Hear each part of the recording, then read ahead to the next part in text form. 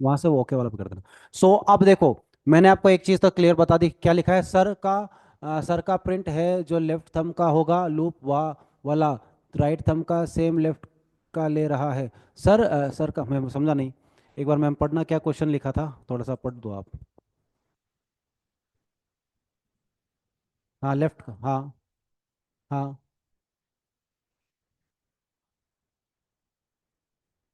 मेरे तो समझ में नहीं आया।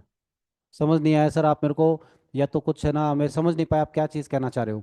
आप इतनी सी चीज़ समझ लो, कुछ भी आया है, कुछ भी आया है, उसको है ना, अपने को unmute, you are muted now, मैं म्यूट म्यूट कर रखा है शायद, तो उधर लिखा हुआ है ना। देखो एक छोटी सी बात है, मैं ना इधर उधर, जो कोई भी एक्स पर्सन हो ना, मैं कह रहा हूँ लेफ्ट से कुछ भी आया हो, राइट से कुछ भी आया हो, आपको क्या फर्क पड़ता है।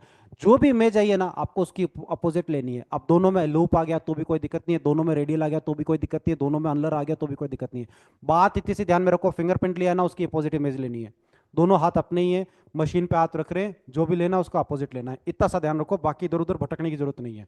नंबर दो, जब मैंने आपको ये कहा था कि ऐसे ये लो, ये आ गया, तो अब है ना, जब आप थंब इंप्रेशन लेते हो ना, तो ये बहुत चैलेंजिंग होती है। थंब इंप्रेशन का इशू क्या होता है सर, कि है ना, सबसे इंपॉर्टेंट ये है कि ना, स्कैनर इंपॉर्टेंट इसीलिए है कि आपको क्या पता लेफ्ट थंब पे जो आपका इंप्रेशन आया है वो आर्च विद अनलर रेडियल लूप है, या यूं कहूं कि टेंटेड वर्टिकल टेंट विद शैल है, हाउ डू यू नो, या वो सिंपल लूप है, शैल है।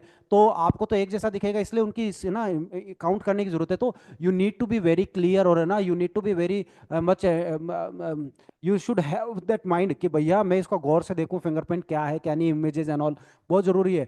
क्यों? क्योंकि जब तक आप काउंट नहीं करोगे, वो काफी हद तक सिमिलर होता है, बस इतना है, काफी हद तक सिमिलर होता है। अनलर लूप विद आर्क है, या सिंपल लूप है, या जिसे हम शेल कहते हैं विद वर्टिकल टेंट वाला है, या सिंपल शेल है, ऑलमोस्ट इनकी पर्सनलिटी सेम होती है। लेकिन फिर भी अवेयर रहने की जरूरत है कि अगर 9 से ऊपर जा रहा है तो वो शेल और लूप है, 9 से नीचे और 6 से ऊपर है तो ये अनलर लूप विद टेंट, या रेडियल लूप विद आर्क है, या शेल विद आर्क है। ये सारी चीजें आपको अच्छे से समझ में आनी चाहिए, ठीक है ना। इतना सा ध्यान में रखो ताकि आपके कंफ्यूजन नहीं हो।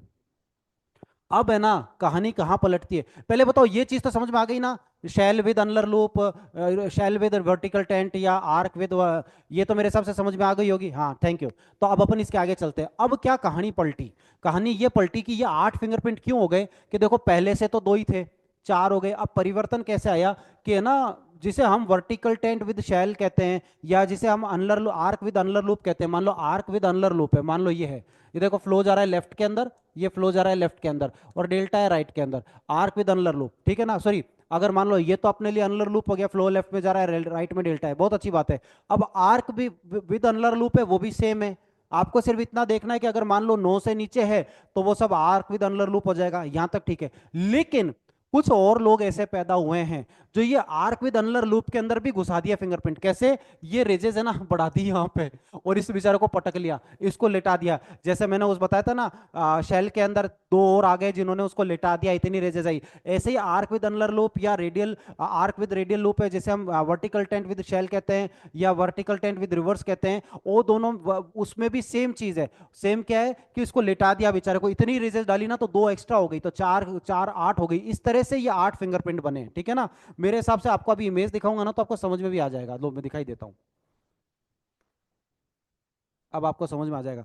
देखो मैंने बताया था प्लेन टेंट, फिर आ गया vertical tent, vertical tent with forward shell, vertical tent with reverse shell, जो मैं अभी बता रहा था ना कि भैया है ना, vertical tent with forward shell का मतलब हो गया आर्क विद अनलर लूप, या आर्क विद रेडियल लूप, इसी को आर्क विद अनलर लूप को vertical tent with forward shell कहते हैं, vertical tent with reverse shell कहते हैं। और उसके बाद मैंने क्या कहा था, 2 प्राणी ऐसे पैदा हो गए जो है ना, क्या कहते हैं, फॉरवर्ड फॉलिंग वर्टिकल टेंट, यानी ऊपर से पटक लिया, forward reverse falling vertical tent ऊपर से पटक लिया, आर्क विद अनलर रेडियल में और रेजेस आ गई। तो वो मैंने आपको चीज बताई थी। उसके बाद में चलते हैं next, vertical tent with forward falling shell.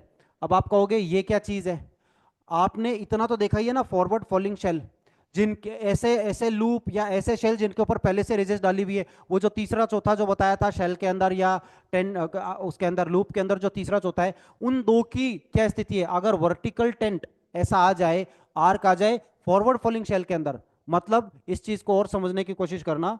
वैसे तो मेरे को इतना ज्ञान देने की जरूरत नहीं है, लेकिन फिर भी मान लो, अपन है ना, अगर 1 मिनट के लिए मान लो, जो मैंने आपको बताया था भैया ऐसे होता तो ठीक रहता है ना, लेकिन फॉरवर्ड फॉलिंग शेल क्या होता है? फॉरवर्ड फॉलिंग शेल होता है ये ऐसे लेटा हुआ, जो मैंने आपको बताया था, ठीक है ना? ये लेटा हुआ है, इधर डेल्टा है और ऊपर से फ्लो गिर रहा है, यही तो होता है फॉरवर्ड फॉलिंग शेल। और रिवर्स फॉलिंग शेल यही तो होता है।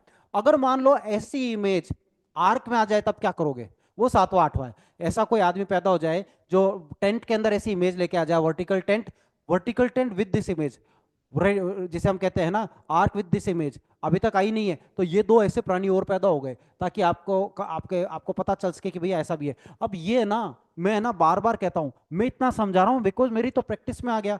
ययाति सर भी बहुत टाइम से काम कर रहे हैं, he is in that mode भैया, वो उनका प्रैक्टिस है भैया, 8-10 साल हो गए उनको भी।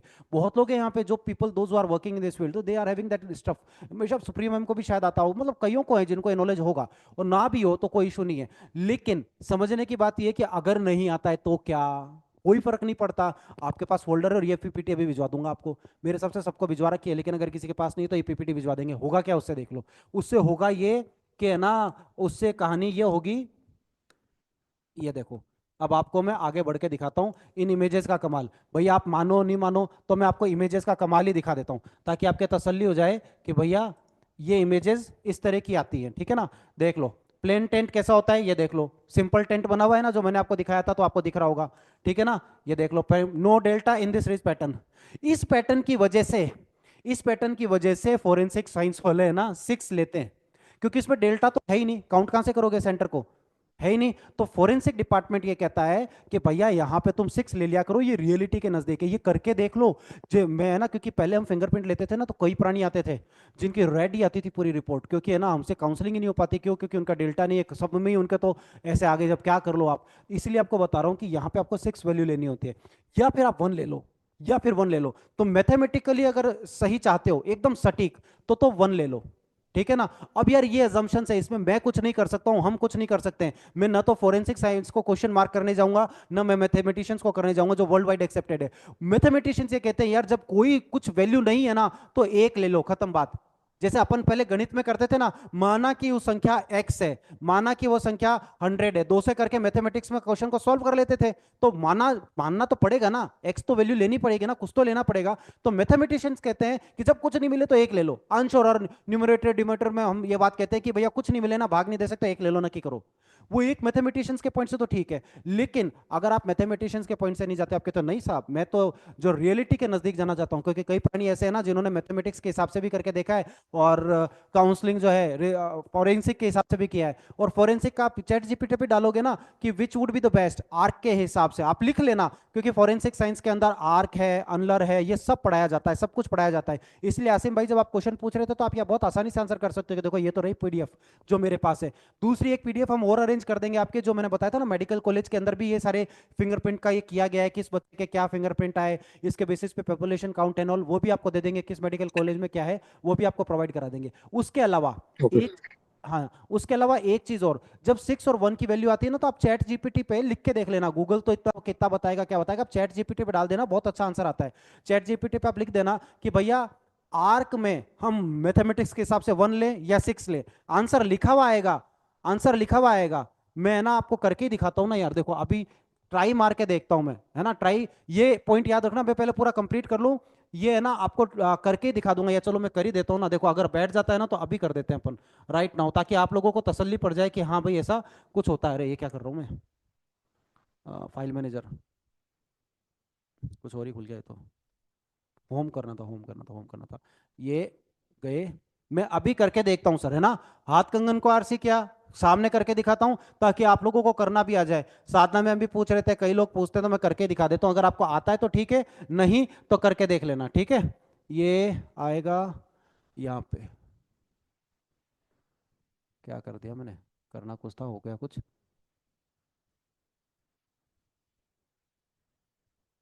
ये देखो मैं क्लियर लिख रहा हूं आपके सामने, ठीक है ना?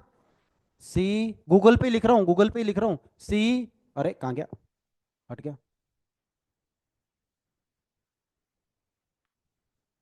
CHAT, चैट जी पी ये देखो चैट जीपीटी कर दिया मैंने, अभी आपके सामने ओपन हो रहा है, ठीक है ना।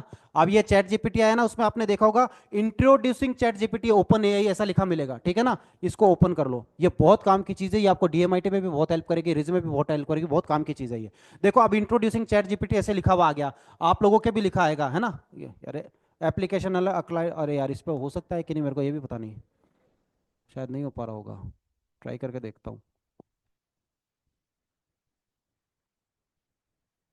देखो मैं ट्राई करके देखता हूँ, अगर ओपन हो जाता है तो मैं कोशिश करूंगा आपका हो जाए।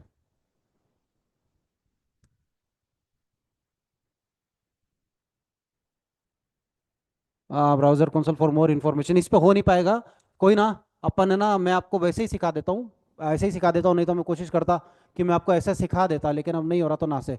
देखो आप एक सीधी सी सिंपल से, ये जो मैंने आपको करके दिखाया ना, मैं आपको अभी यहीं पे सिखा देता हूँ कि ये ना गूगल आएगा, गूगल के ऊपर आप लिखो चैट जीपीटी और एंटर मारो, तो जो पहला ही पहला पॉइंट आए ना चैट जीपीटी ओपन एआई, वही लिखना, chat GPT free open AI. जैसे ही ओपन एआई करोगे ना, लिस्ट आएगी, उसके अंदर आप है ना सीधा नीचे आपको बॉक्स मिल जाएगा, जिसमें आप सीधा ऐसा लिख दो, आर्क में 6 या 1 ही क्यों लिया जाता है, मेरे को मैथमेटिक्स के पॉइंट से समझाइए, तो पूरी लिस्ट आ जाएगी। क्या लिस्ट आएगी? फोरेंसिक साइंस जो है इसको 6 मानती है क्योंकि ये रियलिटी के नजदीक है, जबकि मैथमेटिशियंस वर्ल्ड वाइड इसको 1 लेते हैं। ये मैं ना बहुत अच्छे से करके देख चुका हूं सर, बहुत अच्छे से करके देख चुका हूं, तब मैं आपको बोल्डली और कॉन्फिडेंटली बोल रहा हूं कि भैया आपको कोई भी व्यक्ति क्वेश्चन करे ना, यू मस्ट हैव आंसर्स यार, आपके पास आंसर होने ही चाहिए। You have to log in with email, बिल्कुल सही कहा सर आपने, मैं दीपक जी बिल्कुल सही कहा, वो करना पड़ेगा। मैं आप वो शायद आप उसका कह रहे हो सर, नहीं जरूरत है लॉगिन विद ईमेल, आप कर लो लॉगिन विद ईमेल कर लो, तब भी कोई दिक्कत नहीं है, वो और इजी हो जाएगा, ताकि फिर आप आगे भी कंटिन्यू कर सको। बिल्कुल सही कहा, कईयों के आता है, मोबाइल में भी आता है ऐसा, यानी अभी तक आपने, आप कईयों के तो मेल चालू ही रहता है, मेरे मेल चालू ही रहता है ना, तो हो सकता है आप इसको लॉगिन विद ईमेल कर लो, ये आपसे पासवर्ड मांगेगा, पासवर्ड डाल दो और फिर चालू हो जाएगा। आपको आपका मेल आईडी और पासवर्ड याद होना चाहिए। और आगे चलते हैं। व्हाइट बोर्ड भी क्यों लो यार, व्हाइट बोर्ड की भी जरूरत ही नहीं है, चलो व्हाइट बोर्ड नहीं, व्हाइट बोर्ड की भी जरूरत नहीं है, अभी व्हाइट बोर्ड की जरूरत नहीं है, अभी सीधा हम चलते हैं उस पे, वो फाइल मैनेजमेंट पे, है ना, उसमें ही था, वो कहाँ गई।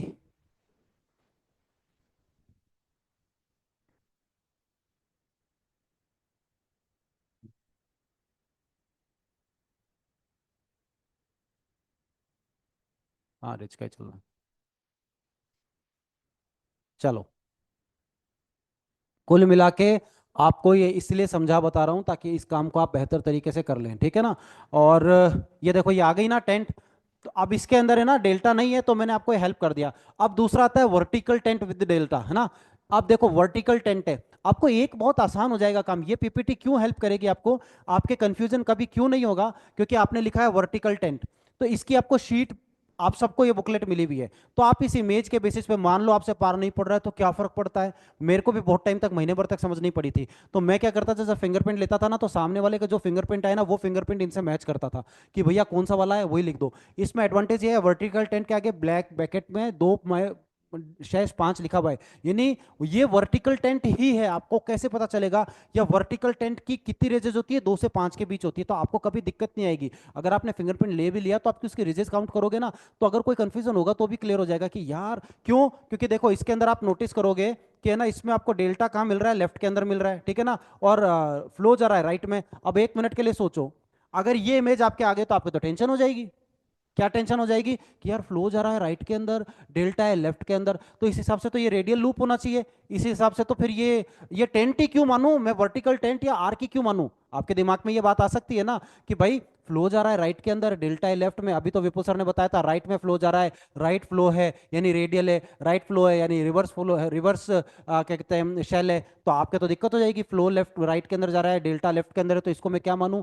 तो आप प्रिंट काउंट करना, क्या काउंट करना, दोनों के बीच में, अगर 10 से ज्यादा होगा तो वो शेल में आएगा, और अगर 2 से 5 के बीच है, अगर 6 से 9 के बीच भी होता, 1 मिनट के लिए सोचो कितना क्लियर है कि आप लोगों को कंफ्यूजन नहीं हो। Arch with ulnar loop, arch with radial loop, shell with क्या कहते हैं shell, vertical tent with shell, या वर्टिकल टेंट विद अपन क्या कहते हैं रिवर्स शेल लेते हैं, vertical tent with reverse shell, वही लंबा जो लगता है आर्च का है, लूप जैसा एक जैसा है। अगर आप 1 मिनट के लिए वही चीज मान लो, तो सेम चीज तो यहां पर भी है, भाई फ्लो तो जा रहा है राइट के अंदर, लेफ्ट में डेल्टा है, तो अपन को तो इसको शेल मानना चाहिए, फॉरवर्ड शेल मानना चाहिए, या फिर इसको अनलर लूप मानना चाहिए, या रेडियल मानना चाहिए। राइट में जा रहा है फ्लो, लेफ्ट में डेल्टा है, तो रेडियल मान लो या रिवर्स मान लो। लेकिन आपको एडवांटेज क्या है, तीनों में डिफरेंस है। अगर लूप है, अगर शेल है तो 10 से ज्यादा, अगर आर्च विद अनलर लूप है, आर्च विद रेडियल लूप है, शेल विद वर्टिकल टेंट है, रिवर्स विद वर्टिकल टेंट है, तो 6 से 9 के बीच ही रहेगा। और अगर सिर्फ वर्टिकल टेंट है तो 2 से 5 के बीच रहेगा। भले से फ्लो राइट में जाए लेफ्ट से जाए, क्या फर्क पड़ता है, जब इमेज आ गई ना तो आप काउंट करना उसको कि भैया गिन लो, ये तो 2 से 5 ही आ रही है, 3 ही आ रही है, तो फिर कोई हेडेक ही नहीं। इसलिए आपका काम आसान हो जाएगा। मेरे हिसाब से ये क्लियर हो गया होगा आपको, है ना। इसीलिए साथ में संख्याएं दी भी, आपको टेंशन नहीं आएगी। आगे चलो भैया। अब आ गया vertical tent with forward forward shell, जो अभी जस्ट मैंने बात करी थी। देख लो, फ्लो जा रहा है लेफ्ट में, राइट है डेल्टा, इससे जस्ट पहले भी यही था, अपन इसी तरह की चर्चा कर रहे थे। लेकिन संख्या 6 से 9 के बीच है, 6 से 9 के बीच है, तो वो arch with ulnar loop, arch with radial loop, या जिससे डीएमटी वालों का इजी हो जाता है थोड़ा समझना, ठीक है, या vertical tent with forward shell, vertical tent with reverse shell, अगर ये लोग हैं तो 6 से 9 के बीच में, ठीक है। ये देखो डेल्टा राइट में, फ्लो लेफ्ट में। अब अगर मैं आपकी वो वर्टिकल टेंट वाली सेम इमेज ले लूं, वर्टिकल टेंट वाली सेम इमेज ले लूं, तो ये देखो, ये वर्टिकल टेंट वाली सेम इमेज देख लो। राइट में जा रहा है फ्लो, लेफ्ट में है डेल्टा, ठीक है ना। अब राइट में जा रहा है फ्लो और लेफ्ट में, तो अपने को तो लूप मान लेना चाहिए, शेल मान लेना चाहिए, या फिर इसके जैसे vertical tent with reverse shell या आर्क विद रेडियल लूप मान लेना चाहिए, लेकिन दोनों ही नहीं है। आप चीज को समझना, उसमें 2 से 5 लिया था, 6 से 9 काउंट है। हाँ, 6 से 9 है, तो जैसे ही 6 से 9 हो गया ना, तो आर्च विद अनलर लूप या आर्च विद रेडियल लूप आएगा। बिल्कुल सही है। 6 to 9 है ना, इसलिए इसको वर्टिकल टेंट भी नहीं लेना है, इसको शेल भी नहीं लेना है, ठीक है ना। इसको जो है लूप भी नहीं लेना है, और इसको जो है आर्च विद अनलर लूप या आर्च विद रेडियल लूप नहीं लेना है, अगर सिंपल वर्टिकल टेंट है तो, ठीक है ना। मेरे हिसाब से आपको क्लियर हो गया होगा। अगर किसी के अभी भी क्वेश्चन है तो पूछ सकते हो, मेरे हिसाब से क्लियर हो गया होगा। ये चीजें समझानी थी मेरे को, डेल्टा। और फिर भी कंफ्यूजन है, किंतु परंतु है, तो भैया हम बैठे ना, हमसे पूछ लेना। फिर भी कंफ्यूजन है तो ये किताब ही काम आएगी। देखी इमेज और उधर लिखा दिया, कहीं को इतनी माथापड़ी करनी है यार, ठीक है। मेरे हिसाब से क्लियर हो गया होगा आपको। ये देखो, मिरर इमेज बार बार आ रहा है, mirror to each other, mirror to each other, इसीलिए आ रहा है। लास्ट देखो, फॉरवर्ड फॉलिंग वर्टिकल टेंट। अब इसमें कुछ भी नहीं है, ये जो इमेजेस है ना, इनमें बस इतना सा ध्यान रखो, फॉरवर्ड फॉलिंग है ना, मतलब जो भी इमेज है ना, उस पर आके और रेजेस पड़ गई, आके और रेजेस पड़ गई। देखो इसके पड़ गई बेचारे के, डेल्टा राइट में, फ्लो लेफ्ट में। अब देखो, फ्लो लेफ्ट में और डेल्टा राइट में, तो इस हिसाब से अपने को फॉरवर्ड शेल या फिर अनलर लूप कुछ भी मान लो, मानना चाहिए। लेकिन इस प्राणी के एक समस्या ये हो गया, ऊपर से फॉल आके पड़ गया, फॉल आके पड़ गया, तो अब आप क्या कर लोगे, 2 से 5 के बीच काउंट कर लो, फ्लो देख लो, सारी चीज देख लो, और आपका काम हो जाएगा। इन चीजों को समझने की जरूरत है। देखो ये है ना, इन चीजों को समझने की जरूरत है। अब 1 मिनट के लिए देखो, अगर आपकी इस बात को मैं फिर से देखो, फिर से नोटिस करना, इसमें देखो क्या है, ये देखो डेल्टा है लेफ्ट में, और राइट में है फ्लो। अपन ने वर्टिकल टेंट किया था, उसमें भी सेम इमेज थी, इसमें भी सेम इमेज है, उसमें भी 2 से 5 थे, इसमें भी 2 से 5 है ना। लेकिन कंफ्यूजन क्यों नहीं होगा, क्योंकि उसकी इमेज देखोगे ना, तो उसकी इमेज में एक अंतर दिखेगा। ऐसा नहीं दिखेगा फ्लो नीचे की तरफ, मतलब लेटा हुआ, उसके सीधा खड़ा हुआ फ्लो है, ठीक है ना। अब देखो ये है ना, ये ऊपर की फ्लो है ना, इतनी है कि इसने दाब लिया इसको, तो आपको हर इमेज अलग दिखेगी। एक एडवांटेज आपको ये है कि अगर कुछ भी समझ में नहीं आता है, तो आपको है ना, आसिम घोष, हाँ, तो आप आ रहे हो ना, X1 जिसे कहते हैं हम, ठीक है। तो अब है ना सर, इन चीजों को अपने को समझने की जरूरत है कि भैया रिवर्स फॉलिंग वर्टिकल टेंट है, ये रिवर्स फॉलिंग वर्टिकल टेंट है। और जो आसिम भाई, आप लोगों को सबको जानकारी यही दे रहा हूँ कि ना, डीएमआईटी की दुनिया से आपको बाहर निकलना पड़ेगा, क्योंकि ना डीएमआईटी में ये सब है ही नहीं, ये इमेजेस ही नहीं है। तो क्या है कि आप X1 लिख के कोई फायदा नहीं उठा पाओगे। ये डीएमआईटी से थोड़ा बाहर निकल गया, और ये है ना, अपने 22 प्रिंट है, डीएमआईटी की दुनिया 14 प्रिंट तक की है, तो आपको थोड़ा और आगे आना पड़ेगा। वो 8 एक्स्ट्रा प्रिंट है ना, वो रिज्म ही है, वो उसमें है नहीं। इसलिए इनकी वोकेबुलरी, इनके टर्मिनोलॉजी अब याद करने का अभ्यास करो, मैं सिखाने के लिए करता हूं। सो अब जब भी आंसर लिखो ना, वो रिज के हिसाब से लिखना, ठीक है। और vertical tent with forward falling shell, same चीज है। अब आपको है ना, कहीं दिक्कत नहीं आएगी, कहीं दिक्कत नहीं आएगी। देखो डेल्टा राइट के अंदर है, ये बेचारा लेट गया, देख लो, ये देखो लेट गया। आपको कहीं दिक्कत नहीं आएगी। क्यों दिक्कत नहीं आएगी, क्योंकि सारी इमेजेस है ना, अलग अलग है, और सबके नंबर साथ में लिखे हुए हैं। अब देखो इसकी खासियत क्या है कि ना, अब आप कह सकते हो, देखो आपको एक चीज दिखाता हूं, वो जो आसिम भाई कह रहे थे ना, उसका भी दिखाता हूं आपको। अब देखो, वर्टिकल टेंट विद वो रिवर्स फॉलिंग शेल, फ्लो जा रहा है भाई डेल्टा लेफ्ट में, ठीक है, और फ्लो राइट के अंदर है, सेम इमेज है, तो अंतर कैसे है? और मजेदार बात, ऊपर से फ्लो भी मिलेगा आपको, ये देखो फ्लो भी मिलेगा कि ऊपर से आके पड़ रहा है, लेकिन अंतर क्या है? आपके यहाँ कहीं नहीं लिखा 6 to 9, 2 to 5 फलाना ढिमका, सीधा है vertical tent with reverse falling shell, है ना? आपको चीजों को थोड़ा सा समझने की जरूरत है। Vertical tent with forward falling shell, मैं जो चीजें समझाना चाह रहा हूँ ना उसको गौर करना, ठीक है? डॉक्टर दीपा सिंह, अच्छा ये तो कुछ और है। अभी मेरा वॉइस क्लियर आ रहा है? मैंने एकदम नजदीक ले लिया इसको, ठीक है ना? चलो, तो आपको देखो क्या लिखा है, left thumb ridges, left one delta फलाना, with 6 to 9 there will be an extra fall of ridges. अब है ना, ऐसा आपको कहीं नहीं मिलेगा। ये यूनिक क्यों है?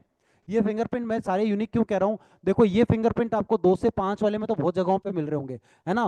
फॉरवर्ड फॉलिंग वर्टिकल टेंट आपको मिल गया, जैसे आर्च विद अनलर रूप कहते हैं तो अपन 6 से 9 का कह देते हैं, ठीक है ना? अपन मान लो, आप ना, सबसे कमाल की चीज है, आर्क विद अनलर लूप है ना तो 6 to 9 आएगा, ये आपको हमें बहुत अच्छे से पता है। अगर सिंपल अनलर लूप या रेडियल है, जिसे हम कहते हैं शैल या शैल या रिवर्स शैल, तो उसमें 10 से ऊपर जाएगा। अगर वर्टिकल टेंट विद हम शैल कहते हैं या वर्टिकल टेंट विद रिवर्स शैल कहते हैं, तब 6 to 9 है, ये भी हमें पता है ना? अगर मान लो वर्टिकल टेंट आ गया तो 2 से 5 के बीच आएगा, ये भी हमारे को पता है, ये सारी चीजें हमारे को पता है। लेकिन ये प्रिंट कैसे अंतर हो गया? Normally forward falling vertical tent आप देखोगे या फॉरवर्ड फॉलिंग शेल दोगे ना, वो इतना दबा देते हैं कि 2 से 5 से ज्यादा इरेजेस होती ही नहीं है, ठीक है ना? इतना है। लेकिन ये ना vertical tent with reverse falling shell, आपको अपने आप यूनिकनेस दिखेगी कि ये एकदम दबा हुआ है, फिर भी 6 to 9 के बीच है। इसलिए आपको कह रहा हूं कि आप सारी इमेजेस को अच्छे से देखना। आज है ना, आपको सबको शीट भेजी हुई कि सारी इमेजेस को अच्छे से देखना, ताकि कल आप जब मुझसे संपर्क करो तो आपको पता रहे कि सर मेरे को और सारी इमेजेस तो समझ में आ गई, ये वाली नहीं समझ में आई, या ये मेरे कंफ्यूजन में समझ में नहीं आई। मैंने कल कहा था मैं स्पेसिफिकली केवल फिंगरप्रिंट का ही लूंगा, तो ये लो मैंने आपके सामने स्पेसिफिकली फिंगरप्रिंट का लिया है ताकि आपको कंफ्यूजन नहीं हो, ठीक है ना? और किसी का कोई क्वेश्चन हो ना प्लीज मुझसे पूछ लेना। आज का दिन दे रहा हूं, आराम से सोच के कल मेरे को बता देना कि सर यहां तक समझ में आ गया। आप लोग मैसेज करते हो सर न्यू प्रिंट का पीडीएफ प्लीज सेंड, बिल्कुल बिल्कुल बिल्कुल बिल्कुल कर देंगे, ठीक है ना? सो आगे चलते हैं, देखो ये आते हैं, ये देखो, अब आता है सर्कुलर टारगेट, दूसरा आता है सर्कुलर स्पाइरल, फिर आता है एलोंगेटेड, फिर एलोंगेटेड स्पाइरल, फिर डबल शेल, फिर कंपोजिट, फलाना ढिमका फलाना ढिमका। मैं एक सिंपल से तरीके से सिखा देता हूँ आपको, है ना? सिंपल तरीका क्या है बताता हूँ, देखो। को कट कर देना, कौन है? काट कर दो। देखो, आपको सर्कुलर जिसे वर्ल कहते हैं ना, उसमें 2 इमेजेस बनती है, इतनी सी बात ध्यान में रखो। एक तो इस तरह की बन जाएगी, जो आपस में किसी को भी टच नहीं करेगी, एक इमेज तो इस तरह की बन जाएगी, ठीक है ना? दूसरी इमेज बनेगी इस तरह की, ठीक है ना? तो पहले तो इतनी सी चीज समझ लो कि ये गोल गोल गोल जलेबी जैसा ना, इसको स्पाइरल बोलते हैं। और वो जो तो पहले वाला दिखाया था उसको टारगेट बोलते हैं, पॉइंट टू पॉइंट इस तरह का होता है ना वो, यूं फिर यूं फिर यूं, जो आपस में टच नहीं करे एक दूसरे को, ठीक है ना? तो आपको मेरे हिसाब से ये चीज क्लियर हो गई होगी, स्पाइरल और क्या बोलते हैं, टारगेट, ठीक है? अब अगर मान लो, अगर मान लो आपने पहले लिया टारगेट, टारगेट सर्कुलर, जिसे आप बल बोलते हो ना उसको हम सर्कुलर बोलते हैं। इसके अंदर क्यों बोलते हैं सर्कुलर? गोल गोल गोल गोल घूमने वाला इसलिए, ठीक है ना? अब मान लो ये है, ये आपका टारगेट है, ठीक है ना? इसका नाम है टारगेट, ठीक है ना? ये टारगेट है। दूसरा है, चलो मैं इनको दोनों को अलग अलग बनाता हूं ताकि आपको अच्छे से दिख जाए। देखो ये है टारगेट, ये लिख दिया टारगेट, ठीक है ना? दूसरा है स्पाइरल, ये, ठीक है ना? अब आप देख लो ये दो अलग अलग है, अब दोनों एक जैसे दिख रहे हैं, स्पाइरल है और टारगेट है। दोनों गोल गोल हैं लेकिन दोनों में अंतर है, एक चूड़ी जैसा है और एक जलेबी जैसा है, ठीक है ना? अब ये दो हो गए प्रिंट। अब इन दोनों प्रिंटों को अगर आप खींच दो रबड़ के जैसे, इसको अगर रबड़ के जैसे खींच दो, अगर इसको रबड़ के जैसे खींच दो, चौड़ा हो जाएगा ना, तो उनके आगे एलोंगेटेड लगा देना, ठीक है ना? बस दोनों के आगे एलोंगेटेड लगा देना। तो एलोंगेटेड टारगेट, एलोंगेटेड सर्कुलर, ये लो सब 4 हो गए। पहले 2 थे, अब एलोंगेटेड का मतलब लंबा लंबा खींच दिया ना, तो 2 के 4 हो गए, ठीक है? और आगे बढ़ते हैं। अब कोई ऐसा हो सकता है कि आपको कोई एस फैमिली मिल जाए। एस फैमिली का मतलब है एक जगह तो आपको छोटा सा एस बना हुआ मिले, है ना, इस तरह का, है ना, इस तरह का छोटा सा एस बना हुआ मिले, और एक जगह आपको बड़ा एस बना हुआ मिले, यूं, ठीक है ना? दोनों में से दोनों तरह के फिंगरप्रिंट मिलेंगे, तो जो छोटा वाला एस बना मिलेगा उसको कंपोजिट कहते हैं, ठीक है ना? और जो बड़ा वाला मिलेगा उसको एस फैमिली, बड़ा वाला जो बनता है एस बोलते हैं, ठीक है ना? अब दोनों में अंतर क्या है देखो, आपको मैं बोलूं उससे अच्छा मैं आपको करके दिखाता हूँ ताकि आपके कंफ्यूजन भी नहीं हो। मैं जो लिख लिख के दिखा रहा हूँ ना, साथ में दिखाता चलता हूँ। देखो, सबसे पहले मैंने सर्कुलर बताया था, देख लो, गोल गोल गोल गोल गोल चूड़ी जैसा है, डेल्टा है। अब एक चीज और है, सर्कुलर ही एक ऐसा है, ना तो लूप में मिलेगा ना आपको आर्क में मिलेगा, इसे हम कहते हैं ना तो शेल में मिलेगा, ना ही आपको शेल के अलावा कौन सा दूसरा आता है वो, टेंट, है ना, दोनों में नहीं मिलेगा। क्या केवल सर्कुलर के अंदर ये चीज मिलती है, वॉल में मिलती है कि दोनों साइड डेल्टा होता है, दोनों साइड डेल्टा होता है, दोनों साइड डेल्टा होता है, ठीक है ना। तो इसमें भी दोनों साइड डेल्टा है, बीच में सेंटर है। आपको क्या करना है, जो ज्यादा दूर वाला हो ना उसको काउंट कर लेना, सीधी सी बात है, उसको अपन काउंट करेंगे। ऐसे ही स्पाइरल है, देखो इसमें जलेबी जैसे घूम रहा है, गोल गोल गोल गोल, ये देखो इसके अंदर जलेबी जैसे घूम रहा है, लेकिन दोनों में डेल्टा है और एक सेंटर है। ये लो साहब, अब इन्हीं को लंबा खींच लो, मैंने कहा था ना इनको लंबा खींच लो, ये लो लंबा खींच लिया, सर्कुलर एलोंगेटेड टारगेट, ठीक है ना। ये देखो डेल्टा, ये अब इसने ना उसी सर्कुलर को, चूड़ी को लंबा खींच लिया, तो ये लंबा दिखने लग गया, ऐसे खींच दिया इसको, इसलिए इसका नाम एलोंगेटेड रख दिया। फिर सर्कुलर एलोंगेटेड स्पाइरल है, ठीक है ना। अब सर्कुलर एलोंगेटेड स्पाइरल है तो इसके दोनों डेल्टा हैं, और ये साहब बीच का सेंटर है, इसको लंबा खींच लिया, तो जलेबी को लंबा खींच लिया, ये मान लो। ये लो साहब, 4 प्रिंट आपके क्लियर हो गए। पांचवा प्रिंट, सर्कुलर डबल शेल, जो मैं आपको बता रहा था, बड़ा एस जिसे हम कहते हैं डबल शेल, ठीक है ना, एस फैमिली में आता है। डबल शेल का मतलब ये है कि दो जगह से दिखता है, एक ऐसा एस बनेगा, एक ऐसा एस बनेगा, देखना आप, दो जगह मुंह मिलेंगे, दो डेल्टा है, दो सेंटर है, ठीक है ना। डबल एस का मतलब ये है दो डेल्टा दो सेंटर, ये दूरदर्शन जैसा साइन दिखता है, ठीक है ना। अभी करके दिखाता हूं आपको, ये दूरदर्शन जैसा दिखेगा इसका साइन। ये देखो बड़ा एस बन गया ना, ये देखो बड़ा एस बन गया ना, ठीक है, डबल शेल के अंदर, और साइन भी इसका। और जो मैंने दूसरा बताया था वो छोटा एस जिसे हम कहते हैं, ये देखो ये सर्कुलर कंपोजिट है, सेम चीज रहेगी, दो डेल्टा दो सेंटर, लेकिन उनका छोटा एस बनेगा, ये देखना अभी, ये देखो ये छोटा एस, ये बड़ा एस है, एक में छोटा एस है, ठीक है ना, उसको कंपोजिट बोलते हैं। ये देखो ये बड़ा एस है, ये दूरदर्शन है ना, इस तरह का एस बनेगा, तो इधर तो बड़ा एस बन जाएगा, उधर छोटा एस बन जाएगा। ये लो सब 6 निपट गए। अब आता है सातवां, circular target forward peacock feather. अब सर्कुलर टारगेट, मान लो सर्कुलर टारगेट है जो गोल गोल गोल गोल घूमता है ना, जलेबी जैसा नहीं होता, तो पहले तो समझ लो सर्कुलर टारगेट है, ठीक है ना, चूड़ी जैसा गोल होएगा। दूसरा क्या होएगा, फॉरवर्ड होएगा, फॉरवर्ड का मतलब है फ्लो जा रहा है, आप देख लो, चलो करके दिखा देता हूँ, फॉरवर्ड पिकॉक फिदर, ये मोर पंख जैसा होता है, डेल्टा एक राइट में आएगा, एक डेल्टा लेफ्ट में आएगा, एक सेंटर आएगा। तो इसमें ना अंतर क्या है कि एक डेल्टा बहुत पास होएगा और एक डेल्टा बहुत दूर होएगा, ठीक है ना। उसके बाद ये मोर के पंख जैसा दिखेगा, ये देखो मोर के पंख जैसा दिखेगा, लेकिन क्या है, अंतर क्या है, फ्लो देखो किस तरफ जा रहा है, इस इमेज का फ्लो जा रहा है लेफ्ट साइड के अंदर, ये फ्लो जा रहा है लेफ्ट साइड के अंदर, लेकिन जब रिवर्स पिकॉक फीदर देखोगे ना, तो उसके अंदर फ्लो जाएगा राइट साइड के अंदर, ठीक है। सर्कुलर टारगेट के अंदर ही बता रहा हूं, एक में फ्लो जाएगा लेफ्ट में अनलर लूप जैसा, एक में फ्लो जाएगा राइट में राइट रेडियल जैसा, एक में फ्लो जाएगा फॉरवर्ड शेल जैसा, एक में फ्लो जाएगा राइट में रिवर्स जैसा, ठीक है ना। सो ये देखो अब इधर भी सेम है, दो डेल्टा, एक नजदीक होएगा एक दूर होएगा, लेकिन मोर पंख में जो मोर पंख है ना उस तरफ घुमा मिलेगा, इधर मोर पंख किस तरफ घुमा हुआ है, उधर मोर पंख को राइट साइड में घुमा हुआ मिलेगा, ठीक है ना। अब सेम चीज, ये 7 और 8 हो गए, 9वां भी तो आएगा। अभी जो मैंने बताया था आपको सर्कुलर टारगेट का बताया था, अब मैं बता रहा हूँ स्पाइरल का। सेम चीज will happen with spiral, spiral में जब जलेबी जैसा होता है, बस इतना ही अंतर है, सेम चीज रहेगी, वही सेम चीज रहेगी, फ्लो लेफ्ट में जाएगा, डेल्टा राइट के अंदर रहेगा, लेकिन अंतर क्या रहेगा, वही दोनों का, एक डेल्टा नजदीक एक डेल्टा दूर रहेगा, लेकिन अंतर क्या आ जाएगा सेंटर का, कि ये जलेबी जैसा होएगा, ठीक है ना, जिसे हम स्पाइरल कहते हैं, और उधर इसमें लेफ्ट में जा रहा है, उसके अंदर राइट के अंदर जाएगा। ये लो साहब कंप्लीट हो गया पूरा, ये देखो उसमें मोरपंख राइट साइड में जाएगा। तो मेरे हिसाब से आपके फिंगरप्रिंट की चैप्टर को मैंने क्लोज कर दिया है, कंप्लीट कर दिया है, और इसकी पीडीएफ आपको दे दूंगा ताकि किसी को भी किंतु परंतु कंफ्यूजन ना हो। क्यों साधना मैम, मेरे हिसाब से ये सारे फिंगरप्रिंट तो आपको समझ में आ गए होंगे, है ना, ये सारी चीज आपको इजीली आपको समझ में आ गई। अब कौन सा है Supriya ma'am, sir left thumb देखा कि हाउ टू टेल पर्सनैलिटी, वो उस पर भी आएंगे मैडम, बिल्कुल आएंगे। अभी है ना, यहाँ तक मेरे हिसाब से कंप्लीट हो गया है। आई विश आप लोगों का, मैंने कहा था तो आपका एक चैप्टर क्लोज कर दिया आपका, ये कोई भी अब प्राणी ये नहीं कहे कि साहब मेरे ये वाला नहीं हुआ। अब आते हैं हम लोब्स के ऊपर, ठीक है ना। अब हम लोब्स पे चलते हैं, फिर मैम आपके वो जो पर्सनैलिटी है उसके ऊपर चलेंगे, ठीक है ना। दोनों बातें देखो, लोब्स कौन कौन से होते हैं, फ्रंटल होता है, ठीक है ना। चलो मैं इतनी मेहनत क्यों करूं जब अपने पास में व्यवस्था है, तो ये लो, है ना, ये हटाते हैं, सीधा ही आते हैं लोब्स के ऊपर। ब्रेन स्ट्रक्चर, ये लो जी आ गया, लेफ्ट ब्रेन राइट ब्रेन, ठीक है, क्या आया, वेरी क्या लगा, वेरी ओके, ठीक है, कौन बोला, मंजी जी क्लियर हो गया ना, very clear, thank you so much. अभी देखो ब्रेन स्ट्रक्चर है ना, दो पार्ट है उसके, लेफ्ट और राइट, ठीक है ना।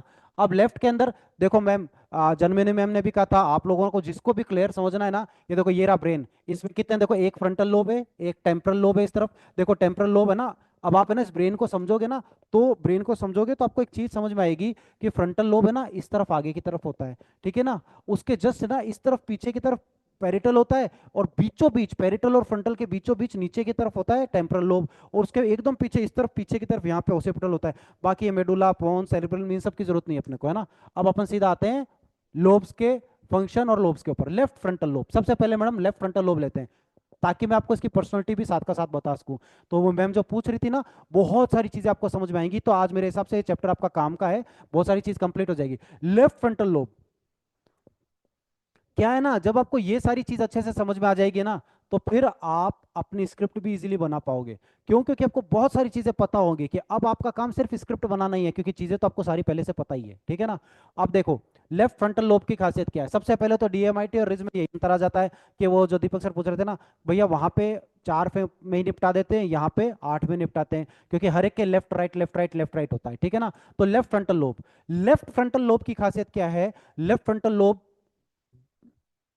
भाई देखो ब्रेन ये रहा है ना, इसका लेफ्ट वाला पार्ट क्या काम करेगा, राइट वाला पार्ट क्या काम करेगा। डीएमआईटी में दोनों एक ही कंसीडर करते हैं, जबकि लेफ्ट अलग होता है राइट अलग होता है, ठीक है ना। तो लेफ्ट फ्रंटल लोब के क्या काम है? एग्जीक्यूटिव एंड कैग्निटिव एबिलिटीज, चीजों को समझना, दिमाग लगाना, है ना। दूसरा self talk and self discovery, खुद से भी बात कर सकते हैं, बुद्धि लगा सकते हैं, अकल लगा सकते हैं, सारी चीज कर सकते हैं। Identifying goal and planning, planning बहुत अच्छे से कर सकते हैं, गोल्स डिसाइड कर सकते हैं कि क्या करना है कैसे करना है, ये सब बुद्धि चलाने से ही होगा ना। दूसरा लॉजिकल एंड रीजनिंग एबिलिटी, उनकी पढ़ाई की जो तार्किक क्षमता है, रीजनिंग कैपेबिलिटीज है, बहुत अच्छी होती है, ठीक है ना। On the other and problem solving abilities होती है। ये सब लेफ्ट ब्रेन वालों की खासियत होती है। लेफ्ट भी कौन सा? Left frontal lobe. Left frontal lobe नहीं, left frontal lobe. Left frontal lobe, इसीलिए जब हम करियर काउंसलिंग की बात करते हैं तो हम कहते हैं भैया इसका लेफ्ट फ्रंटल लोब देखो, लेफ्ट फ्रंटल लोब में कितने न्यूरॉन्स हैं। अगर उसमें ज्यादा है तो फिर उसको पढ़ाई की तरफ आगे बढ़ाओ। इंजीनियरिंग है, मेडिकल है, चार्टेड अकाउंटेंट है, वकालत है, उन लाइंस में आगे क्यों बढ़ाना है? क्योंकि इसका कैलकुलेटिव ब्रेन, समझना सोचना सीखना बहुत अच्छा है, इसलिए लेफ्ट फ्रंटल लोब काम का है। ऑन दी अदर हैंड अगर हम राइट फ्रंटल लोब की तरफ चलते हैं, अच्छा देखो इसी को और ले लो, कॉम्प्लेक्स कैलकुलेशंस किसी भी तरह की हो, या एनालिटिकल राइट और रॉन्ग एबिलिटीज, ये सब लेफ्ट ब्रेन की खासियत होती है, लेफ्ट फ्रंटल लोब की, ठीक है ना। On the other hand right frontal lobe, अब हम राइट फ्रंटल लोब की बात करते हैं। जब हम राइट फ्रंटल लोब की बात करते हैं तो राइट फ्रंटल लोब क्या काम आता है? देखो ये आता है सोशल बिहेवियर, लोगों से कैसे बातचीत करनी है, कैसे मिक्सअप होना है, ये राइट राइट फ्रंटल लोब का काम है, ठीक है। इंपल्सिवनेस, तुरंत देख के चुटकियों के अंदर लोग काम करते हैं ना, और उसने क्या उसको देखे बगैर सोचे समझे कई बार कर जाते हैं, वो इंपल्सिवनेस। इंटरपर्सनल, लोगों में मिक्सअप होने वाली कैपेबिलिटीज। उसके अलावा टेकिंग एक्शन टू अचीव गोल। देखो लेफ्ट वाले का काम था प्लान करना, प्लान को पूरा करवाना राइट का काम है, ठीक है ना। प्लान करना कि हमें क्या करना है, ये लेफ्ट फ्रंटल लोब करता है। लेकिन जब आपने तय कर लिया हमें क्या करना है, तब उसको पूरा करवाने का काम राइट फ्रंटल लोब करता है, ठीक है ना। इमेजिनेशन एंड माइंड आई, इनका इमेजिनेशन बहुत अच्छा होता है, ठीक है ना। इसका एक रीजन है कि राइट फ्रंटल लोब है तो राइट ब्रेन तो इसी चीज के काम आता है। उसके बाद आता है आइडिया फॉर्मेशन, आइडियाज वाइडियाज यही लेके आते हैं, ठीक है। और आगे चलते हैं, इमोशनल मेमोरी भी है ना, वो इसी पार्ट के अंदर होती है, ठीक है। तो मेरे हिसाब से आपको इतना समझ में आ गया होगा कि लेफ्ट फ्रंटल लोब पढ़ाई से संबंधित काम करता है, राइट फ्रंटल लोब लोगों में मिक्सअप होकर काम कराने का काम करता है। इसीलिए मैं बार बार ये चीज कहता हूं। अच्छा लेफ्ट और राइट का ऐसा कुछ इशू नहीं है, ऐसा थोड़ी है भगवान ने राइट फ्रंटल लोब के अंदर कुछ देके ही नहीं भेजा, या लेफ्ट में कुछ देके ही नहीं भेजा। थोड़ा बहुत देके भेजते हैं, बेसिक बुद्धि वाला तो सभी में देके भेजते हैं, किसी हिस्से में ज्यादा है किसी में कम है, लेकिन होता तो है ही, ऐसा थोड़ी है कि एकदम ब्लैंक है। इसीलिए सचिन तेंदुलकर को अगर आप ये कहो कि पढ़ाई में डब्बा है, इसलिए फ्रंटल लोब बेकार है, ये गलत है।